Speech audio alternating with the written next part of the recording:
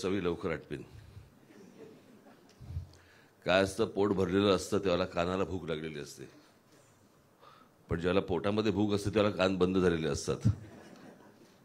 त्याच्यामुळे 1:45 वाजता अजून तुम्हाला काय देणार. आज मला उदय तानपाठक माझे मित्र पत्रकार यांनी मला या कार्यक्रमाचा आणि स्वतःसाठी पण आले होते मला आमंत्रण द्यायला. ज्यांची शिल्प पाहत, ज्यांची शिल्पांबद्दल ऐकत आम्ही लहानाचे मोठे झालो. मला पहिल्यापासून आज मी इथे या कार्यक्रमाला आलोय म्हणून सांगत नाही, परंतु शिल्पकलेबद्दल मला सुरुवातीपासून खूप कौतुक होतं. आम्हाला स्कूल ऑफ आर्टमध्ये फर्स्ट इयरला काहीतरी द्यायची हातामध्ये 3D करायला वगैरे. ती चिकण माती असायची ना, चिकण माती. आम्ही कागदावरची चित्र काढत आलो, पण शिल्पकार हा चिकण मातीमधला चिकण माती बाहेर काढून शिल्प तयार करतो. आणि ते तुम्हाला एक तर तुम्हाला दिसावं लागतं, ते दिसलेलं पाहिजे, त्या गोळ्यामध्ये काहीतरी दिसलेलं पाहिजे. आणि मला असं वाटतं ते तुम्हाला दिसणं हेच अद्भुत आहे. जगभरामध्ये मी अनेक शिल्प पाहिलेली आहेत, आपल्या देशामध्ये पाहिलेली आहेत. फक्त त्या भाऊंचा उल्लेख किंवा भाऊंबद्दल अशा अनेक काही चित्रकार आहेत, व्यंगचित्रकार आहेत, शिल्पकार आहेत, अनेक लोक आहेत असे भारतामध्ये. त्यांचा उल्लेख मी नेहमी असा करतो, देश चुकलेले कलावंत.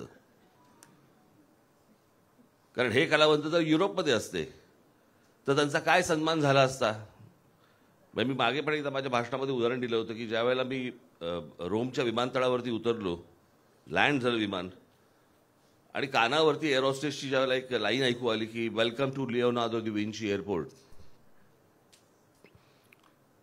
इतक्या कलावंतांचा मान राखणारे देश कुठे, आणि कलावंतांनी खंत व्यक्त करावी की सरकारने माझ्याकडे लक्ष नाही दिलं, हा कुठचा देश. आपण मगाशी म्हणालात की सरकारकडे मी शब्द टाकावा. मी नाही शब्द टाकणार. जे काय करायचं ते आपण करू. एक शिल्प कल्याणमध्ये एक शिल्प उभारण्यासाठी म्हणून सरकारशी बोलायचं, बरं का. आणि पुतळ्याबद्दल पुतळ्यांशी काय बोलायचं.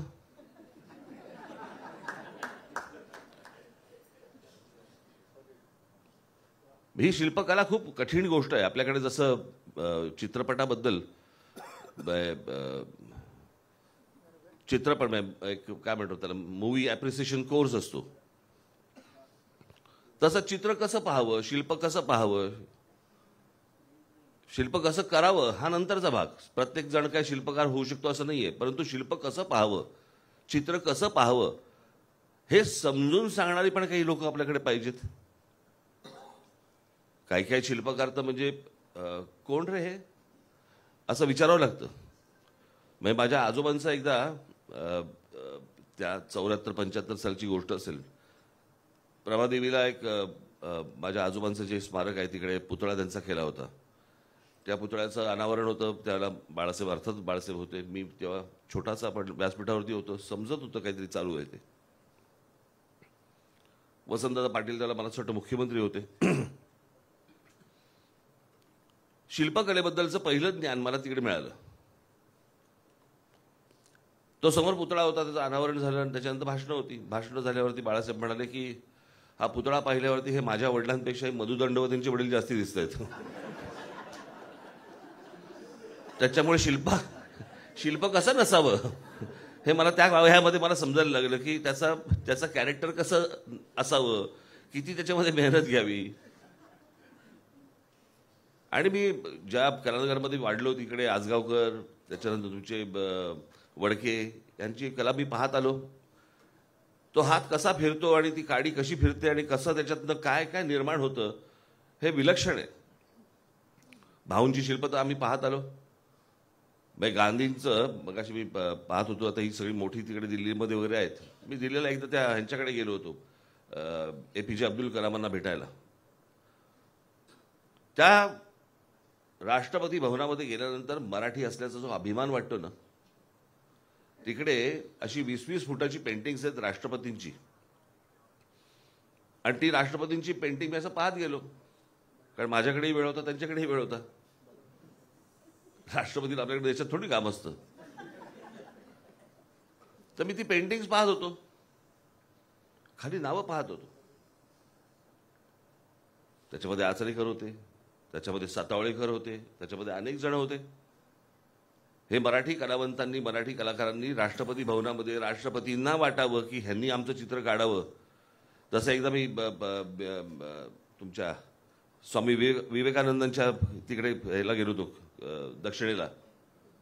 उलटं फिरल्यावरती दिसलं एस.एम. पंडितांची पेंटिंग्स आहेत तिकडे, परमहंसांची. म्हणजे मराठी कलावंत कुठून कुठे पोहोचलेले आहेत, पण त्याची दखल महाराष्ट्रामध्ये घेतली जात नाही, कारण महाराष्ट्रात माहितीच नसतं. म्हणजे एकदा एक स्पोर्ट्स मिनिस्टर होते, एका कार्यक्रमाला झाले त्याला 20-21 वर्ष झाली. मी अशी माझ्याशी गप्पा मारतो, एवढ्यात दिलीप वेंगसरकर आले. मग आमचं बोलणं झालं, काय कसं काय वगैरे इकडे तिकडे झालं. म्हटलं दिलीप हे महाराष्ट्र राज्याचे म्हटलं स्पोर्ट्स मिनिस्टर आहेत. अच्छा अच्छा, नमस्कार. त्यांना मी सांगितलं, म्हटलं आता ह्यांची काय ओळख करून द्यायची गरज नाही. झालं माझं बोलणं, दिलीप गेला. 10 पावलं गेल्यावर त्यांनी मला विचारलं, हे काय करतात? मी तुम्हाला विनोद म्हणून सांगत नाही, हे खरं आहे. ही आपल्याकडची परिस्थिती आहे. त्याच्यामुळे यांच्याकडनं फार अपेक्षा न ठेवता या मला असं वाटतं आपणच कराव्यात. आणि एवढी जर अपेक्षा असेल तर मग माझ्या हातातच द्या ना. कळलं का?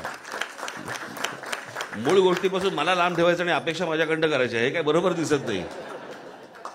तर त्याच्यामुळे तुम्ही मला ती दोन्ही जबाबदारी दिल्यात तरी माझी काही हरकत नाही आहे. आज या कार्यक्रमाला एक तर बराच आधीच उशीर झाला. मला इथून परत जायचं बोरिवलीला. तिथे आज सही रे सहीचा 4000वा काहीतरी प्रयोग आहे. मला भरत जाधवने तिकडे बोलवलं, त्याच्यामुळे मला घरी जेवण करून तिकडे निघायचं आहे. मला आजच्या या कार्यक्रमाला आपण इथे बोलवलं त्याबद्दल मी अत्यंत आपला आभारी आहे. भाऊंच्या बाबतीत काही पुढे करायचं असेल, आपण मला हक्काने बोलवा, हक्काने हाक मारा, मी निश्चित ओ देईन. आणि पुढे ज्या ज्या काही गोष्टी करता येतील त्यांच्यासाठी त्या आपण निश्चित करू. मी पुन्हा एकदा आयोजकांना, संयोजकांना मी त्यांचे आभार मानतो आणि आपण सर्वांची रजा घेतो. धन्यवाद. जय हिंद, जय महाराष्ट्र.